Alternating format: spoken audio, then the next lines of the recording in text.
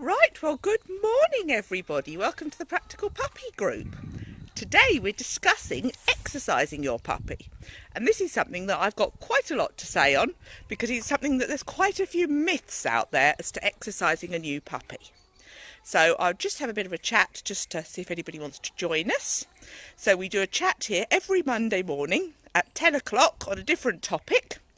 I then follow this up with an email which goes out on a Friday, where you get a pre-recorded version of this, and I add some comments in as well. So the important thing is to think about, as I say, we do the Part of the Family free course. So have a look at that, and that's got loads of information in there for you, and it's completely free. So it's well worth having a look in that, and you can sign up for that for free. Lots of information for new puppy owners, and I'll say there's lots of access into other areas as well. So I see a few people are joining us now. So it's a bit chilly here in Kent, not quite as nice as it was over the weekend, but spring is definitely coming. The flowers are out, the mud is starting to dry up a little bit, which is great. I've been busy putting up a greenhouse this weekend because I do love planting my vegetables and fruit. So I've got the greenhouse ready to go, so that'll be all my seedlings can start going out there and then be ready to go in the ground in my vegetable patch. So a little hobby there which I enjoy doing. I've also started a weight loss program today. I'm back on Slimming World. Part of that is down to these videos. I do a lot of videoing, and sitting there watching yourself editing videos certainly realises when you need to lose a bit of weight. So let's get on to today's topic. Today we're talking about exercising your puppy. Now, as we know, puppies, especially large breeds, shouldn't be over-exercised. Now, the rule of kind of thumb, which a lot of people talk about, is you're allowed to exercise your puppy for 5 minutes per month of how old they are. So, if you've got a 3-month-old puppy, they can have a 15-minute walk. But there's a lot of confusion there over whether or not that's one 15-minute walk a day or 2 or 3 separate 15-minute walks, and what's actually involved in those 15-minute walks. So that is what I want to talk to you about today. Now, when Siri, my Dalmatian, was tiny, I used to take him out for several hours. Yes, that's right, hours. However, I did not walk him for several hours. So what I would do is we'd go up to Buell Water, which is a lovely big reservoir near us. This was kind of 6 years ago, so pre-COVID. And we'd go up there and I'd sit on a bench or sit on the grass. He was a summer puppy. And we'd just watch the world go by, and he'd mooch around, see what was going on around us, check things out. We might meet other dogs and other owners, and we'd spend several hours doing that. So it was great for his socialisation, and he was in a completely new place, but it was very different to going for a 2-hour walk. He was having plenty of rest. He had opportunity to sit down. He would run around a little bit, but then he would calm down. And he could change his pace as he wanted. Now, although we were out for several hours, as I say, it was a very relaxed several hours. Very different from going for a 2-hour walk. So that's something to think about with your dog.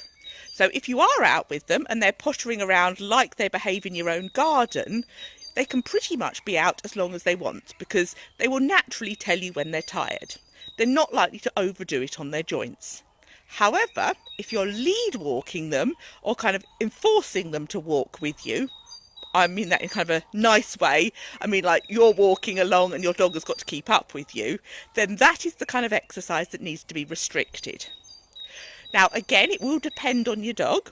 So when my Jack Russell was a tiny puppy, this was 14, 15 years ago, the vet actually said he will be tired before do any damage to his joints.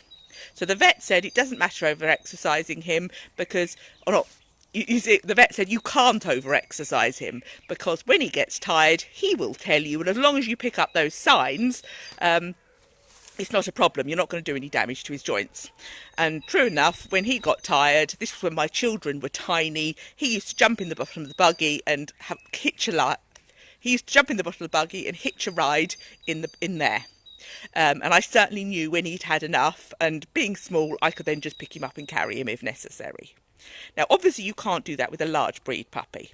So that is why it's really important to make sure that you're restricting the exercise where they've got to move along at a constant pace. So this is like lead walking or constant play with another dog, and that's what's got to be restricted. But you can take your puppy out for a lot longer if you're just sitting in one place and they've got the opportunity to move around, but also the opportunity to rest and relax as they need to. So hopefully that clears up that. The other thing, of course, if you have got a hybrid large puppy, is making sure you give them lots of mental stimulation. So that is where just sitting watching the world go by really makes a difference. So Siri would come back absolutely exhausted, but he wouldn't have done much physical exercise. So just taking your puppy, sitting on a park bench somewhere and watching the world go by is such a great experience for them, and it really helps kind of mentally tire them and mentally calm them down. So that is something to consider as well. So hopefully that's cleared up a few points there. Please go onto the website and have a look at the free mini course that we've got on offer. That's the part of the family course. Completely free to sign up. You get 5 videos and they cover all the key points in owning a puppy. So you've got one on feeding, one on sleeping, one on being calm, one on kind of biting and play behaviours, and one on toilet training. So it's worth having a look at those. And then, as I say, have a look on we do a training course as well on there. So I will see you here next week, same time, same place. Let me know if you've got any particular topic you want me to discuss. I'll be sending this out on an email to everybody on our puppy emailing list, along with some comments and extra bits in there. Yes, so have a lovely day. Please like and comment on the videos so I know you're out there, because it's always a bit daunting when you're talking to a live audience because I'm not quite sure who's actually watching these videos. So please like and comment those. And my project for the rest of the day is to start work, or not necessarily start work, but get it all ready so the Wealden Wag is ready to be released on Friday, and that'll be the April edition. So if you're local to Cranbrook, don't forget to pick that up, and I'll also have a digital link as well. So have a lovely day, and I will see you here next week. Bye.